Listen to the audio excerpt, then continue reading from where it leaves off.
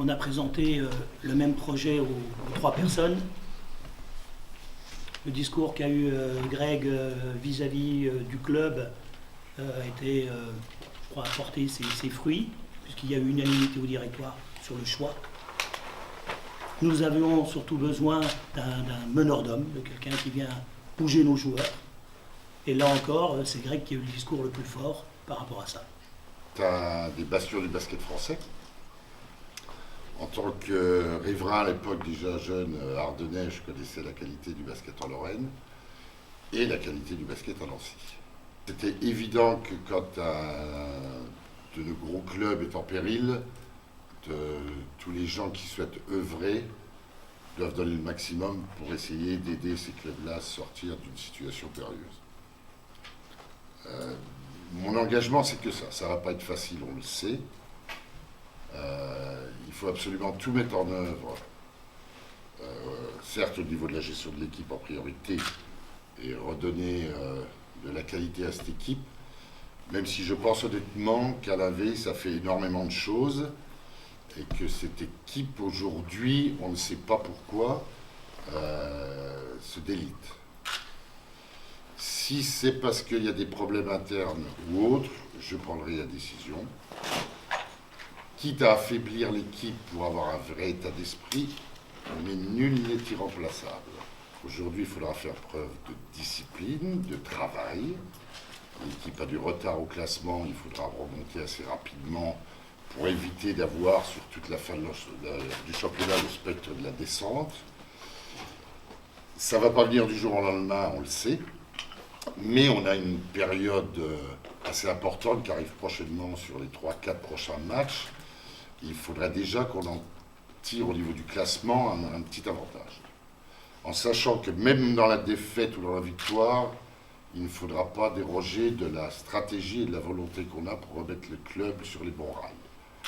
Donc pas d'enthousiasme particulier si jamais la mayonnaise prenait, mais surtout pas de pessimisme non plus si ça prenait plus de temps. Le seul objectif est de maintenir le club.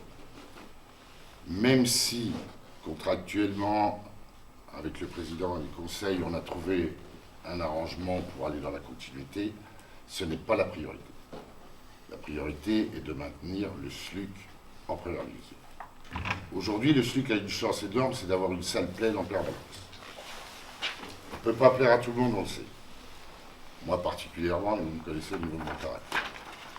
Aujourd'hui, ce n'est pas le but qui est beugno ou pas beugno. Le but, c'est que les gens fassent confiance et qu'ils soient derrière nous pour sauver le club. Je pense que dans le coaching, il y a des choses qui vont être un peu différentes dans la dureté, dans la discipline et autres, que les gens ne portent pas de jugement. Ce n'est pas parce qu'on aura un échec ponctuel. Il arrive un moment, si on laisse le fruit à l'intérieur de l'équipe pourrir la mentalité de l'équipe, on ne s'en sortira pas. Donc je serai peut-être, je ne sais pas, je ne veux pas anticiper, je serai peut-être amené à prendre des décisions. Elles seront prises pour l'intérêt du club et le maintien, c'est tout.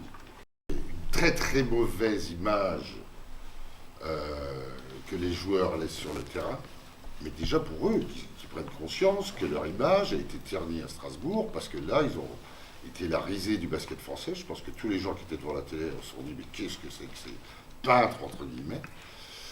Donc ça, c'est tout de suite, là, plus question de ça. Ça, c'est une obligation.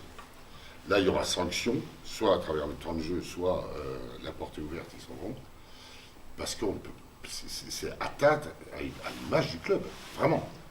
Et je pense que quand on a la chance d'être dans des pays et dans des clubs où il y a une législation qui fait que vous êtes payé, ce qui n'est pas le cas partout en Europe ou dans les pays de l'Est, ben, la moindre des choses, c'est de faire correctement son métier et de donner une belle image, ce qui n'a pas été le cas.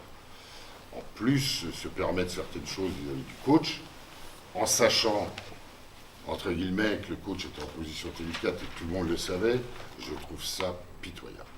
Mais je pense aujourd'hui, dans ce que j'ai vu, mais je n'ai pas encore une assez grande connaissance des qualités intrinsèques de chacun, cette équipe manque, un, d'un leader, et deux, de hiérarchie. Donc si j'arrive à trouver rapidement les joueurs qui sont capables de m'apporter le leadership et de pouvoir m'appuyer sur eux dans les moments importants du match pour avoir cette hiérarchie, on devrait pouvoir trouver une stabilité. Mais comme je vous disais en préambule, Alavé, c'est pas un mauvais coach, et s'il ne l'a pas trouvé, ça n'existe peut-être pas. Et si ça n'existe pas, il faudra quand même trouver une solution. Bouger les joueurs, c'est... Entre guillemets, on n'est pas loin du harcèlement. Hein. Il arrive un moment où la priorité, c'est l'équipe, c'est pas l'individu. L'individu va apporter au collectif. Et si l'individu puise dans le collectif à les faire harceler, il détruit l'équipe. Ça, s'il ne comprend pas, ben, le coach fait tout pour lui faire comprendre. Ça peut être tout, je ne vous cache pas que les joueurs sont capables de s'entraîner à 6 h du matin à la descente d'un bus. Attention, il arrive un moment où quand on fait un métier, qu'on a la chance de le faire, et qu'on est payé correctement, on se doit de tout donner et d'avoir valeur d'exemple. Si on ne comprend pas ça, déjà, il ne faut pas faire du sport collectif. Parce qu'après, dans le sport individuel, si vous avez longtemps comme ça, en général, vous ne durez pas longtemps. Et si c'est pour vivre au crochet des autres, je pense qu'aujourd'hui, on n'a plus besoin de ça, et surtout ici, dans la position dans laquelle on est. Donc, je ne vous cache pas que si certains ne comprennent pas, ça va être marche ou crève. Hein. Moi, mon discours, c'est, messieurs, vous avez mis le club dans une situation délicate, maintenant, vous allez sauver le club. Qui se sentent responsables, hein, parce que ça serait trop facile de faire porter le chapeau à un coach.